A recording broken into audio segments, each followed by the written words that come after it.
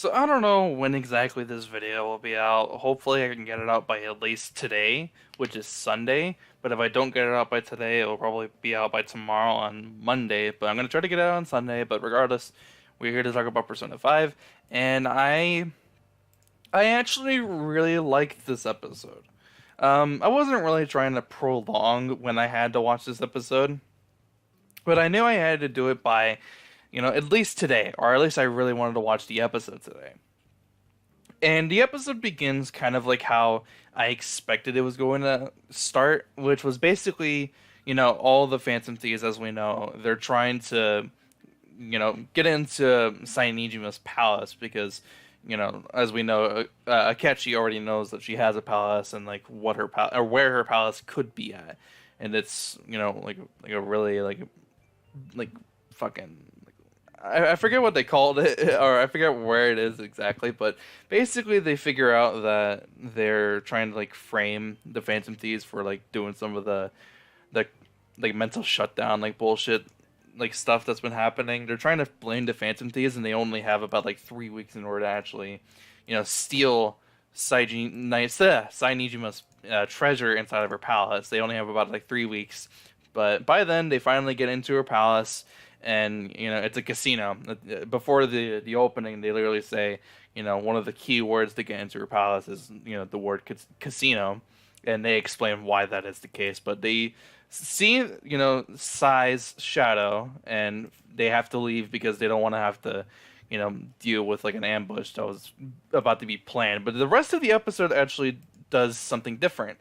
And I'm actually glad I decided to do this because the whole episode I thought was just going to be centered around them going inside Sainijima's palace and them just trying to get to her treasure. But they actually did something different. I mean, it's still relatively what they were trying to do, but the focus isn't really about that. The focus is about Futaba and her relationship with Sojiro.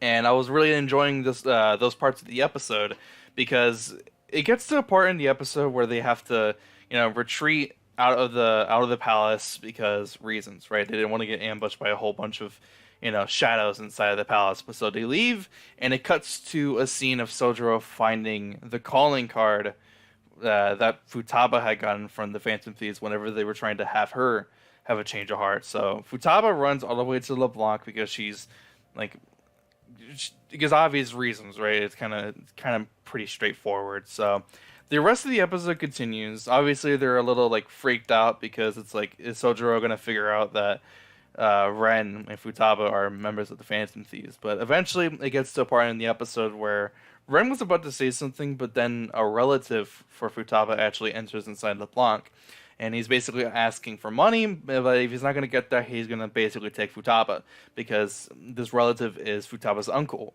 and this was the last person before Sojiro who was looking after Futaba. But he was treating Futaba like absolute fucking garbage. Sojiro says himself he was treating her like garbage, like a lot, just letting her sleep on the floor and not even allowing her to bathe. Didn't even treat her like a human being, just treat her like trash, and that's fucking disgusting. But eventually it gets to a part in the episode where, Ren wants to do something about this, right?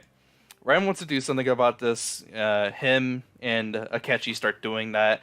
But before that actually happens, it gets to the part in the episode where they show a scene where Futaba is obviously, distracted by what's going on in the real world because, her emotions are kind of like all over the place considering what's been happening with Sojiro and him finding the calling card that she got from the Phantom Thieves and all of that, and then her possibly having to go back to her uncle.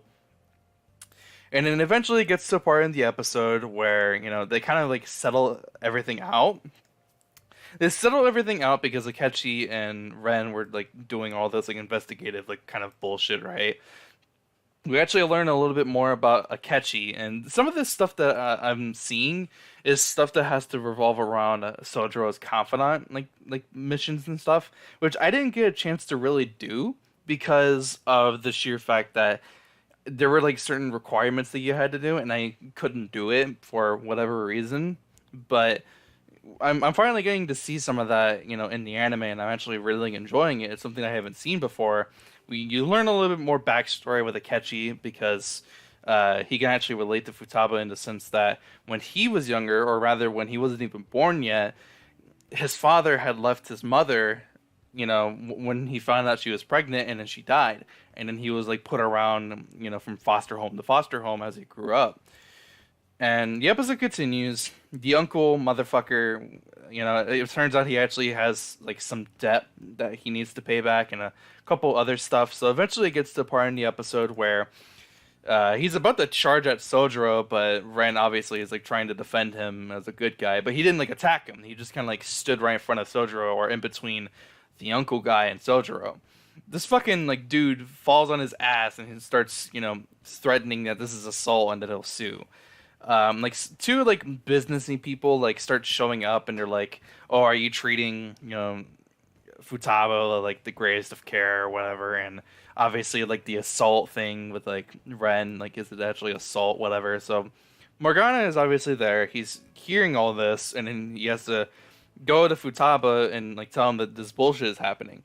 She rushes over and then there's a really like good heartfelt scene where Futaba starts explaining that it starts to explain her backstory to the two people that are there with Sojiro, and starts explaining that Sojiro is like the best thing to ever really happen to her since all this stuff happened with her as she grew up.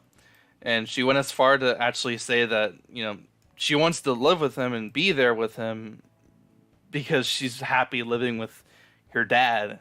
Her dad referring to Sojiro because Sojiro has acted like a father to her, and it was a really like good, heartfelt, warming moment, and it made me kind of tear up a little bit because I kind of relate to it a little bit in some aspects. So, eventually, they finally kind of like drop like this whole like assault thing, with Ren, and they realize that Futaba is, perfectly, fine living in this situation with Futaba. So.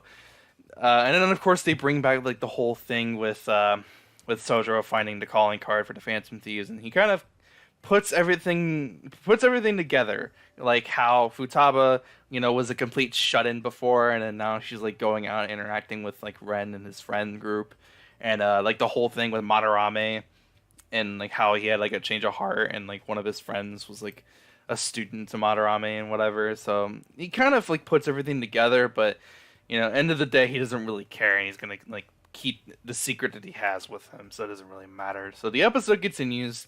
Obviously, finally, Futaba is able to act as herself inside a palace where it actually means the most, and the episode ends. And the next episode, obviously, is going to continue what we're currently watching with them going through Saint Hijima's palace and them having to get to her treasure. So that's pretty much the entirety of the episode.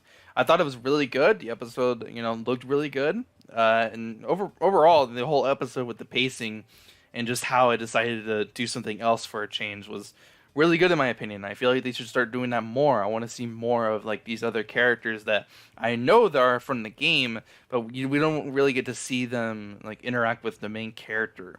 I feel like we should start seeing that a lot more often, but maybe that's just my opinion. So regardless, because that's the end of the episode, that means it also should be the end of the video. If you did enjoy, be sure to leave a like, and if you did, subscribe for more videos just like this. I'll see you guys in the next one. Have a fantastic day. I'm out. Peace.